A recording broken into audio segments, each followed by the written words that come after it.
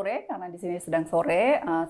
Selamat berjumpa kembali dengan saya, Rika, di acara podcast Teman Ngopi persembahan dari Gus Durian TV. Dan kali ini spesial karena ini adalah kerjasama antara Gus Durian dan LKK, Lembaga Kemaslahatan Keluarga PWNU DIY. Sudah hadir bersama saya seorang perempuan hebat, daiyah, bernama lengkapnya Wahyuni Syifatur Rohmah, tapi saya biasa memanggilnya Mbak Uyun. Beliau ini selain juga anggota LKK juga, dia juga simpul rahimah, jadi daiyah yang kemana-mana ngomong tentang berbagai hal, terutama tentang keadilan hakiki ya Mbak. Nanti kita akan bicara lebih lanjut tentang apa itu misalnya keadilan hakiki. Dan yang lebih seru lagi, akhir-akhir ini kan kita sering dengar nih di berbagai media, termasuk media sosial. Saya rasa kalau teman-teman punya Twitter atau mungkin di Facebook, ada yang mungkin pernah mendengar istilah fatherless. Sempat juga rame ini yang katanya Indonesia ini termasuk peringkat ketiga gitu di fatherless country, walaupun nggak tahu juga sih itu datanya dari mana, tapi yang jelas ini membuat orang jadi agak tersadar gitu kali ya, bahwa peran ayah itu dalam kepengasuhan itu juga lumayan penting. Nah, seperti apa pentingnya dan bagaimana Islam memandangnya, itu yang akan nanti kita bicarakan lumayan panjang bersama Mbak Uyun. Oke, Mbak Uyun, gimana kabarnya? Alhamdulillah, sehat Mbak Rika. Ya, gimana Mbak Rika? Sehat-sehat aja, cuman agak kurang tidur dikit. Tapi ya melek lah ya, terutama banyak makanan di sini. Boleh nanti sambil dicicip, boleh ya? Iya. Mbak Uyun, ini tadi kan sempat saya sebut sedikit mengenai Mbak Uyun sebagai salah satu simpul rahimah DIY ya, yang juga daiyah yang punya komunitas pengajian, sering mengisi pengajian di berbagai komunitas. Mungkin Mbak Uyun bisa cerita sedikit mengenai gimana aktivitasnya dan apa saja pengalaman menjadi daiyah. Iya. Ya, alhamdulillah sih sebenarnya saya ini nggak biasa-biasa aja sih Mbak Rika. Kalau disebutkan bahwa saya memang hari-hari ya, hari-hari membersamai ya beberapa komunitas jamaah ya, majelis taklim itu dari yang harian, ada yang mingguan, rutin ya, berarti ya Mbak ya? Ada yang bulanan dari beberapa majelis taklim gitu.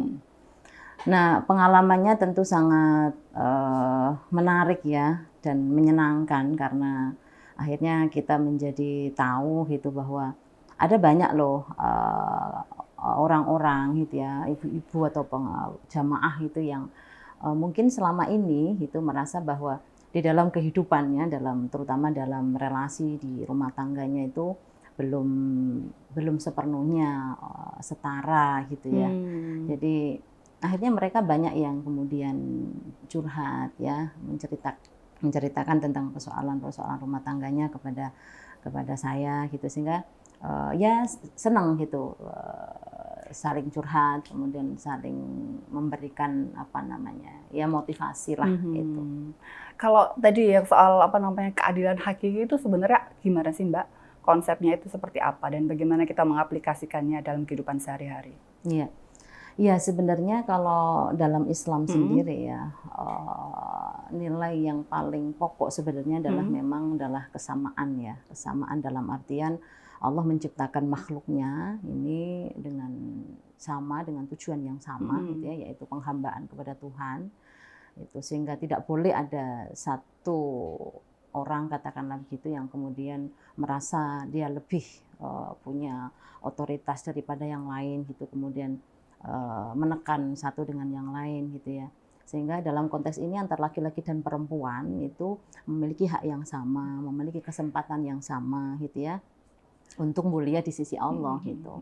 Karena memang Al-Quran menegaskan di situ ya, dalam surat Al-Hujurat itu kan, bahwa Allah ciptakan kita semua baik dari laki-laki, perempuan, kemudian bersuku-suku, berbangsa-bangsa ya, semata-mata hanya untuk saling mengenal gitu, supaya tahu apa satu sama lain gitu. Nah, yang paling mulia justru yang di sisi Allah ya yang ketakwaannya gitu. Yang paling mulia di sisi Allah adalah orang yang memiliki nilai ketakwaan di dalam dirinya, dan tentu ketakwaan itu ya diwujudkan dalam perilaku gitu ya. Tidak hanya kita mengaku bahwa kita bertakwa tapi ternyata perilakunya tidak gitu.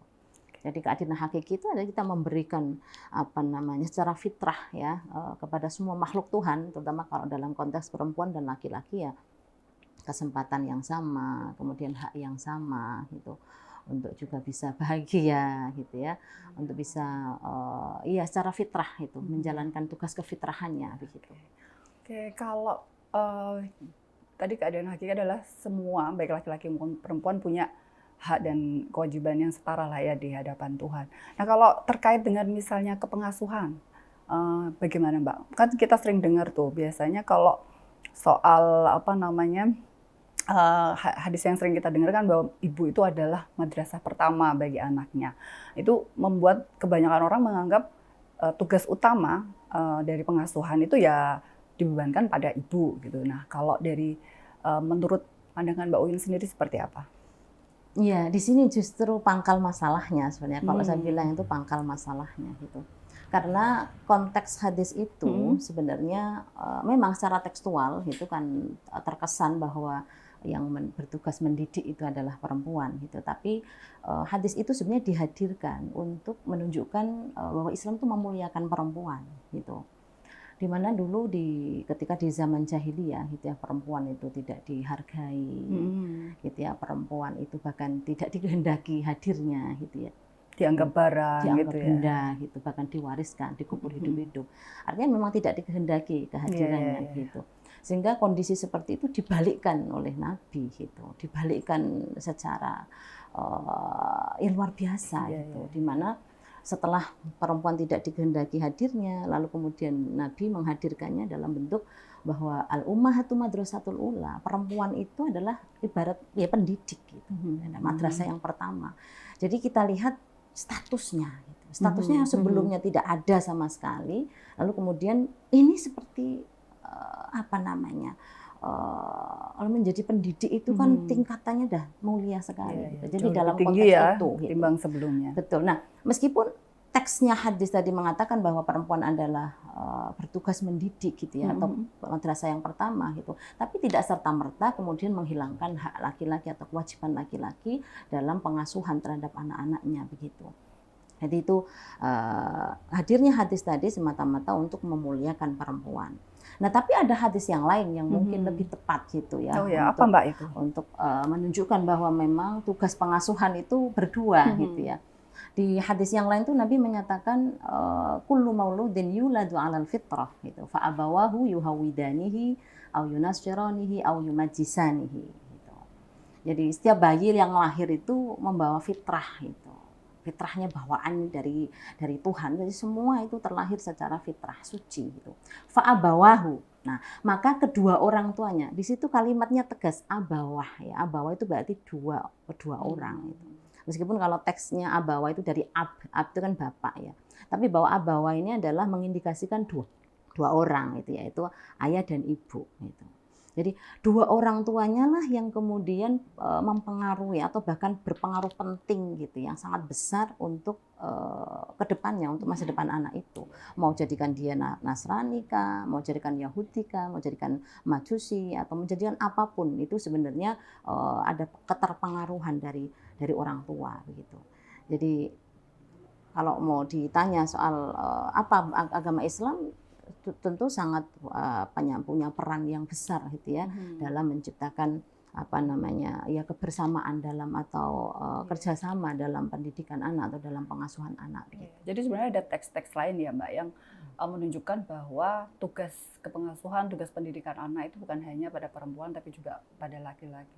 Ada yang lain lagi nggak, misalnya mungkin entah cerita atau mungkin teladan dari para tokoh Islam awal tentang bagaimana sih mendidik anak, peran ayah gitu loh dalam pendidikan anak. Iya, kalau dalam Islam ya, terutama kita tahu bahwa Islam itu memang mempunyai pengaruh atau katakanlah memberikan perhatian yang cukup besar memang dalam pengasuhan anak, terutama dari ayah gitu ya. Itu terutama itu di ayat-ayat Al-Qur'an itu kan banyak sekali gitu.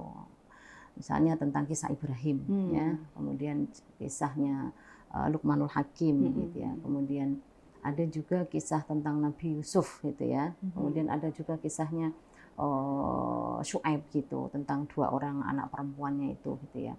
Dan masih banyak sebenarnya tokoh-tokoh yang disebutkan dalam Al-Qur'an gitu. Oh iya, berarti memang dalam Al-Qur'an malah lebih banyak ya bapak yang dipotret gitu ketimbang ibu, malah banyakkan bapak. Iya, memang ada catatan di situ ya. Ada juga yang bertanya, itu justru bapak-bapak itu yang disebutkan, Nabi Ibrahim, kemudian Nabi Yakub dan seterusnya gitu ya.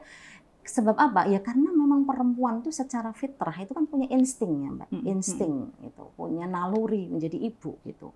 Katakan misalnya seperti kisah Nabi Nabi Musa ya. Ketika ibunya melahirkan itu kan kemudian Allah menurunkan wahyu, wa auhayna ila ummi Musa an ardhi'ihi gitu. Jadi naluri menyusui gitu dari seorang tadi ibunya Musa itu muncul seketika gitu. Jadi memang tanpa disebutkan bahwa perempuan itu mengasuh, kemudian ya menyusui dan seterusnya, itu sudah fitrahnya gitu. Tapi jadi meskipun tidak disebutkan dalam Al-Qur'an tentang tugas kepengasuhan seorang ibu gitu, itu sudah instingnya, itu sudah fitrahnya gitu. Jadi bawaannya memang begitu gitu. Nah, tapi ada yang menarik Mbak gitu. Ketika bicara soal Nabi Ibrahim tadi ya, kan dalam konteks kita mencari peran bapak tadi ya, mencari peran ayah gitu. Ada yang bertanya loh, justru Nabi Ibrahim itu kan tidak hadir di situ gitu ya, tidak hadir dalam kepengasuhannya. Misalnya dalam cerita gitu ya. Hajar yang menggendong. Iya, tetapi ketidakhadiran ketidakhadiran Ibrahim di situ memang secara fisik tidak hadir gitu, tetapi secara batinnya gitu ya, secara spiritual itu ada chemistry-nya yang luar biasa dalam pengasuhan anak dengan Siti Hajar gitu, dan itu terbukti dalam banyak ayat-ayatnya gitu. Bahkan ketika Nabi Ibrahim sebelum punya anak pun gitu ya, itu kan sudah sering itu berdoa gitu ya. Rabbi habli minas sholihin, Rabbi habli minas sholihin. Itu doa yang selalu dipanjatkan oleh Nabi Ibrahim, saking kepinginnya punya putra kan begitu. Lalu kemudian ketika Nabi Ibrahim diberikan privilege gitu ya, kan menjadi seorang nabi begitu, Nabi Ibrahim justru memikirkan bagaimana dengan keturunanku gitu. Nah ini Nabi Ibrahim sudah berpikir panjang gitu ya tentang masa depan anaknya gitu. Jadi itu yang menarik menurut saya. Kalau ada orang membandingkan antara fatherless itu yang ketidakhadiran ayah gitu ya. Mungkin sekarang orang bilang tidak hadirnya ayah secara fisik gitu ya. Kan bedanya kalau kita bicara fatherless zaman sekarang itu kan tidak hadirnya ayah secara pengasuhan, tapi dia ada di situ gitu. Dia tinggal satu rumah gitu. Dia hidup bareng-bareng tapi nggak hadir dalam kepengasuhannya gitu. Karena mungkin sibuk bekerja mungkin gitu ya, atau karena hal yang lain gitu. Itu yang ini. Tapi kalau Nabi Ibrahim berbeda gitu. Meskipun tidak hadir secara fisik gitu, tetapi jalur langitnya itu kuat gitu. Ya, oke. Kalau ini Mbak, jadi sebenarnya dalam Islam itu tujuan kepengasuhan itu seperti apa, dan yang katakanlah peran ayah yang ideal gitu dalam Islam itu seperti apa, Mbak? Iya, tentunya pengen memastikan ya bahwa generasi yang akan lahir itu ada generasi berkualitas, ya, generasi yang kuat, generasi yang berkepribadian luhur gitu ya, sehingga sesuai dengan ya memang tugas kekhalifahannya gitu. Kan kita ini punya tugas untuk melanjutkan gitu ya, khalifah fil ard. Sehingga orang tua punya tanggung jawab untuk ya tadi melahirkan generasi-generasi terbaik gitu yang berkualitas, yang kuat, yang berkepribadian yang luhur gitu. Nah, ini ditegaskan sebenarnya dalam Al-Qur'an dalam konteks itu dalam surat An-Nisa ya, terutama dalam ayat yang ke-9 itu, wal yakhshal ladzina law taraku min khalfihim dzurriyyatan dhi'afan khafu 'alaihim falyattaqullaha wal yaqulu qawlan sadida. Ya, semestinya orang-orang itu merasa khawatir gitu kalau nanti meninggalkan keturunan di belakangnya itu keturunan yang lemah gitu, lemah mentalnya, lemah finansialnya, lemah imun. Berarti nggak boleh stunting ya Mbak ya? Nggak boleh stunting gitu. Jadi harus kuat semuanya, kuat moralnya, kuat imannya, ilmunya, fisiknya sehat dan seterusnya. Itu yang harus dipastikan gitu. Jadi tujuan kepengasuhan itu makanya harus hadir orang tua antara laki-laki dan perempuan, karena masing-masing kan memiliki sensitivitas yang berbeda. Kalau laki-laki itu dengan maskulinnya gitu. Jadi seorang anak bisa belajar ketegasan dari ayahnya, bisa belajar tentang kelembutan dari ibunya, kesabaran, kasih sayang dari ibunya, misalnya begitu. Cara menyelesaikan masalah misalnya dari ayahnya. Nah, dua-duanya ini punya pengaruh gitu yang ya. sangat Tapi besar. kalau mungkin gitu. satu nggak ada, jadi kayak timpang gitu Jadi ya, Mbak. timpang gitu. Jadi bisa cenderung anak itu akan mengurung diri, mengisolasi diri, gitu ya. Dia akan kurang sosial. Gitu. Oke, menarik ini. Kalau ada nggak contoh-contoh ini, Mbak? Misalnya, kadang-kadang kita kalau dengar ininya ya, konsepnya secara abstrak itu kan mungkin kurang bisa diterapkan lah ya. Nah, kalau ada contoh yang spesifik itu yang memang beneran kita bisa lihat kesehariannya seperti apa, itu bagaimana? Contoh pembagian peran yang seimbang lah ya, yang setara antara ibu dan ayah dalam kepengasuhan. Iya, sebenarnya kalau kita contohkan ya, banyak sih sebenarnya yang bisa dicontohkan ya dalam kehidupan sehari-hari soal pembagian peran itu. Misalnya bahwa kerja-kerja rumah tangga itu kan bisa dikerjakan bareng-bareng gitu ya. Hanya sayangnya memang di masyarakat kita itu masih belum sepenuhnya setara gitu. Saya sering menemukan bahwa perempuan-perempuan di sekeliling kita itu justru dia melakukan banyak pekerjaan baik yang kerjaan rumah tangga maupun yang publik gitu ya. Jadi double burden. Bahkan lebih ekstrim dari itu gitu, multitasking gitu. Bayangkan misalnya ya, pagi itu bangun gitu ya, udah nyiapin sarapan, udah bangunin anak gitu ya. Lalu dengan dinamikanya gitu ya dan seterusnya. Nanti berangkat kerja itu ya, nyangking anaknya berangkat sekolah kan gitu ya. Nanti pulang itu masih jemput anaknya, apalagi ada kumpul wali nanti masih kumpul juga gitu. Jadi bisa mengerjakan semua tugas-tugas itu dalam satu waktu kadang-kadang gitu. Nah, ini yang katakanlah kalau suaminya malu sih ya kalau punya saya rasa kalau menjadi suaminya itu malu gitu kalau punya istri yang kemudian semuanya mengerjakan segalanya. Dia ngapain gitu ya mungkin. Dia ngapain kan gitu. Itu sih yang masih banyak seperti itu. Tapi memang kayaknya masih banyak yang nggak malu tuh Mbak ya kayaknya. Melihat istri yang pontang-panting begitu mungkin dia ngerasa biasa aja karena kebiasaan di masyarakat mungkin masih seperti itu ya. Kalau yang ditemukan Mbak Uyun misalnya di realitas di lapangan seperti apa? Apakah sudah mulai ada perubahan ke arah pembagian tugas yang lebih setara atau bagaimana? Iya. Ya, saya ini terjadi benar gitu ya. Jadi dalam satu komunitas itu, gitu, yang sebelumnya itu merasa bahwa ya tugas ibu itu ya memasak, mencuci dan seterusnya. Ketika kemudian kita mulai sampaikan itu soal peran-peran itu bahwa masak itu bukan kodratnya perempuan loh gitu. Mereka kaget gitu. Yang perempuan juga kaget. Perempuan kaget gitu ketika tahu bahwa oh ternyata memasak itu bukan tugas perempuan ya, bukan. Nah, kadang juga ada seorang ayah gitu yang ketika misal coba disuapin anaknya, itu risih, ada yang masih seperti itu gitu. Anaknya sendiri lu risih gitu. Kalau anaknya orang lain wajar ya Mbak ya. Wajar gitu. Itu anaknya sendiri suruh nyuapin, dia merasa risih gitu. Nah, ini masih terjadi tapi setelah kemudian kita sampaikan bahwa itu pembagian peran harus dilakukan bareng-bareng gitu. Soal ngurus anak, soal menyelesaikan urusan rumah tangga, itu kerja bareng gitu. Kalau biasanya komunitasnya pengajiannya Mbak Uyun itu lebih ke ibu-ibu ya, perempuan-perempuan. Ada bapak-bapaknya juga nggak Mbak? Iya, di satu komunitas memang ada bapak-bapaknya. Nah, ini yang sebenarnya tantangannya ya Mbak ya. Saya mengalami katakanlah ketika terjun di beberapa komunitas itu gitu, ada beberapa tantangan sebenarnya. Yang pertama memang masyarakat kita itu masih sangat kuat patriarkinya gitu, masih sangat kuat sekali, sehingga ya tadi heran atau kaget ketika kita sampaikan soal bahwa masak itu bukan tugas perempuan loh gitu, nyuapin anak itu juga bukan hanya tugas perempuan, itu masih sangat kuat.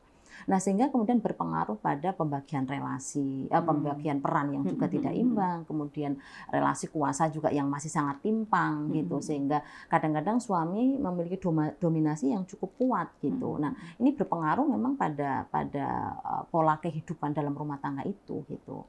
Nah, yang kedua sebenarnya juga kesadaran bahwa rumah tangga atau keluarga itu kan harus menjadi ruang aman ya bagi semua anggota keluarganya. Itu masih belum sepenuhnya tercapai gitu. Kadang-kadang suami masih sering menuntut gitu ya, masih sering mengkritik gitu. Harusnya kan ini bisa saling memahami gitu. Tapi ada yang masih seperti itu. Gitu. Ini tantangannya gitu. Nah, tantangan yang berat sebenarnya itu justru majelis-majelis taklim itu kan rata-rata perempuan itu tadi gitu. Kalaupun ada majelis taklim laki-laki itu perspektifnya juga masih sangat laki-laki gitu. Ustadznya juga masih sangat perspektifnya laki-laki gitu. Sehingga kita memang betul-betul harus ekstra gitu ya dalam menyampaikan tadi ya Islam yang rahmatan lil alamin, kemudian yang berkeadilan, yang kesetaraan dan seterusnya. Saya kira itu masih sangat penting. Gitu. Tadi Mbak Uyun menyebutkan ada juga gitu ya peserta pengajian yang dari bapak-bapak. Itu gimana ketika mereka menerima materi misalnya keterangan seperti yang tadi disampaikan, itu apakah ada tantangan, apakah ada misalnya nggak mungkin atau gimana Mbak? Ada semacam itu nggak? Iya, sejauh ini nggak Mbak. Sejauh ini nggak. Justru mereka malah merasa begitu ya. Gitu. Dan saya ada banyak ibu-ibu tuh yang kemudian bilang, Masya Allah, Alhamdulillah gitu. Ketika tahu bahwa ternyata mencuci itu bukan tugas perempuan, itu sekarang mau dibagi gitu. Betul Mbak gitu. Jadi istrinya yang ini gitu, nanti suaminya yang jemur gitu, itu udah nggak tabu gitu. Itu udah biasa dilakukan. Yang mencuci ini, nanti yang nyetrika ini, itu sudah terjadi begitu. Jadi alhamdulillah itu. Ini benar-benar ada di komunitas yang kemudian istilahnya punya kesadaran gitu bahwa membangun keluarga itu harus didasari pada pembagian peran yang juga harus seimbang gitu. Harus bisa saling menguatkan, kerjasama dalam hal tidak hanya membagi pekerjaan, tapi juga dalam pengasuhan anak dan seterusnya. Gitu. Oke. Kalau kita bicara tentang kepengasuhan ya Mbak, dan tadi kan kita bicara soal pembagian tugas antara laki-laki dan perempuan yang dua-duanya punya peran. Nah, kalau misalnya ini relasi antara suami istri, bapak ibu di dalam keluarga itu berpengaruh nggak ke kemudian anak? Kalau misalnya katakanlah bapak poligami atau seperti apa gitu, apakah itu juga menjadi tantangan dalam pola kepengasuhan atau seperti apa? Iya. Kalau soal terpengaruh pasti Mbak ya, pasti sangat terpengaruh ya gitu. Ketika ada ayah yang kemudian poligami gitu ya.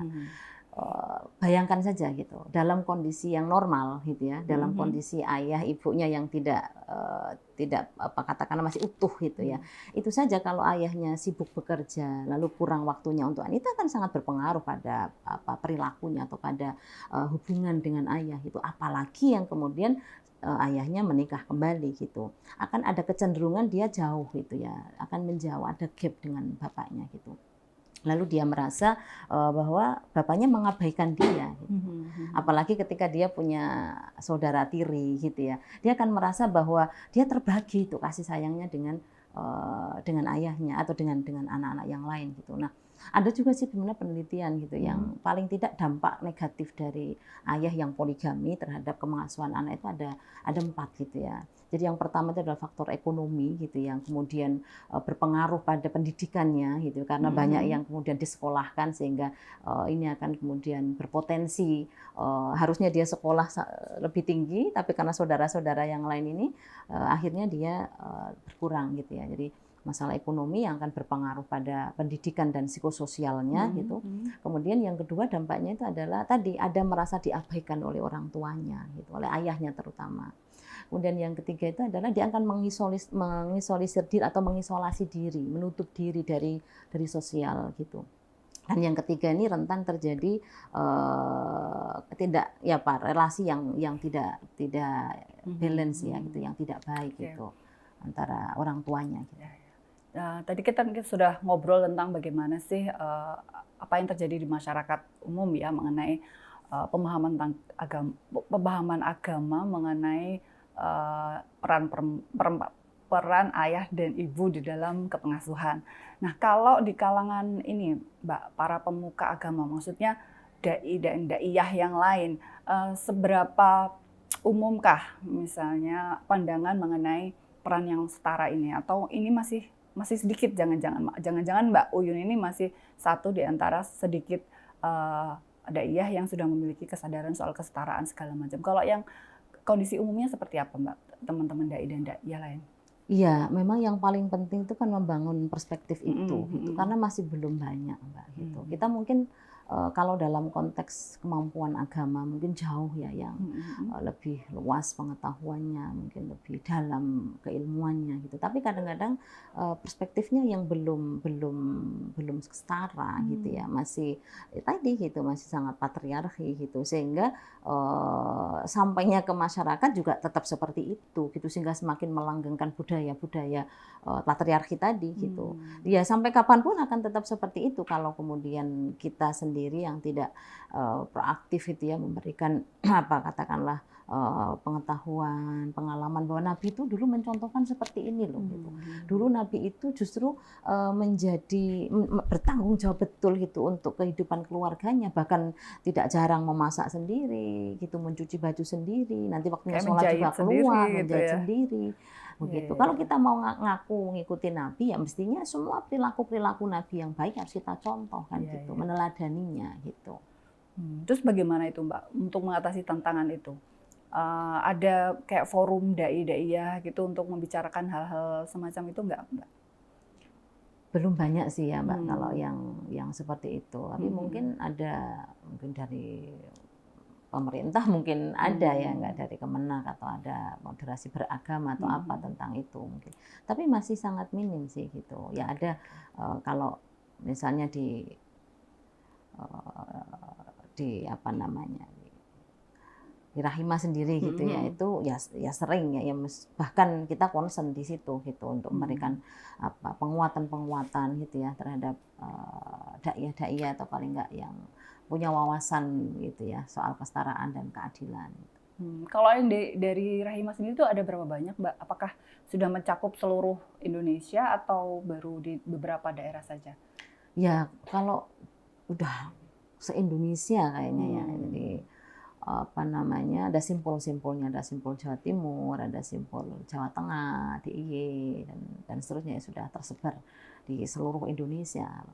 Apalagi kalau sekarang ada tidak hanya di Rahimah ya, misalnya di jaringan KUPI itu kan ada Fahmina misalnya, kemudian ada kita ngikutin kajian Mbak Ii misalnya gitu ya tentang keadilan gender gitu ya. Itu jadi sudah mulai banyak yang katakanlah memiliki wawasan tentang kesetaraan gitu. Tapi yang memang kalau di Jogja sendiri kita melihat masih sangat kurang ya untuk hadirnya dai-daiyah yang memiliki perspektif kesetaraan, lebih kepada pembagian tadi itu gitu, kesadaran bahwa kita ini makhluknya Allah yang harus sama-sama memberikan memuliakan atau menghargai dan seterusnya. Oke, terima kasih banyak, Mbak. Nah, sebelum kita mengakhiri obrolan ini, boleh nggak dikasih satu kayak closing statement lah ya tentang seperti apa sih peran ayah gitu di dalam pandangan Islam dalam kepengasuhan anak. Monggo disampaikan ke teman-teman yang di rumah. Ya sebenarnya Islam sangat komit ya terkait dengan pentingnya pengasuhan antara ayah dan ibunya, hadirnya keduanya gitu ya dalam memastikan tadi itu kehidupan anaknya ke depan itu.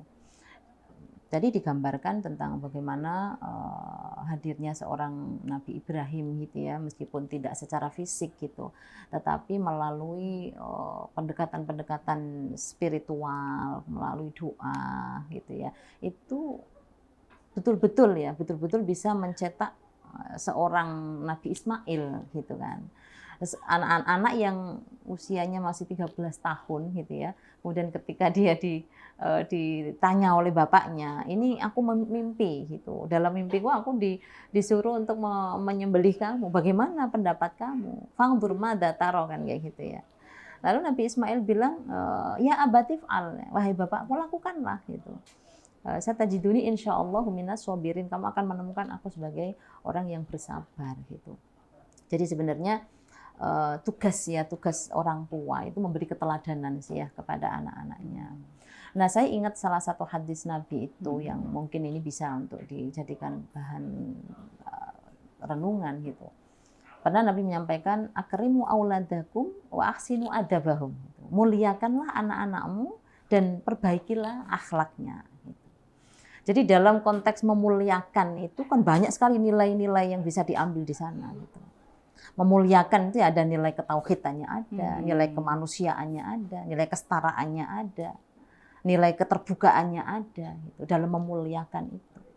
Gitu. Jadi ini yang luar biasa yang memang harus dimiliki oleh orang tua. Gitu.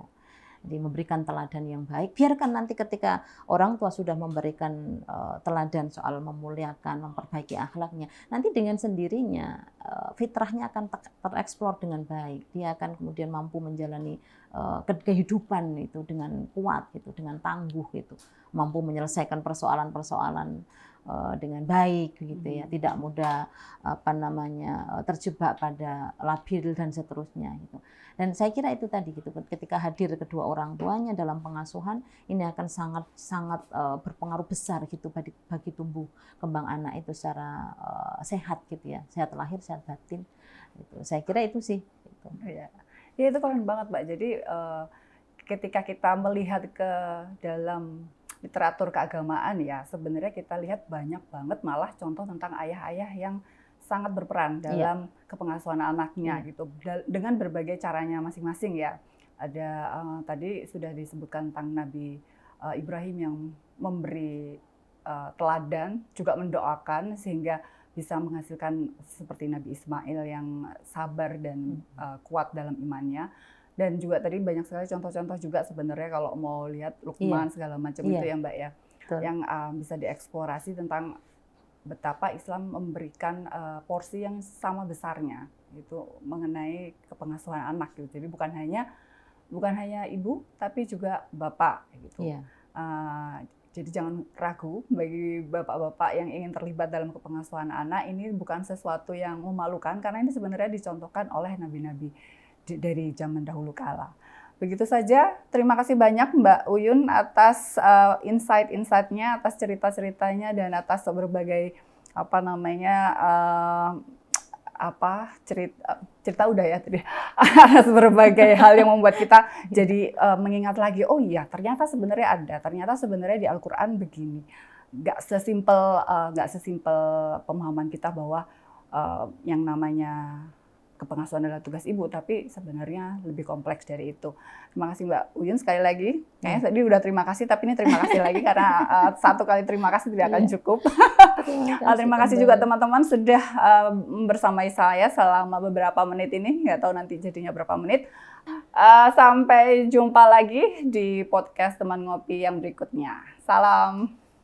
Udah gitu aja ya.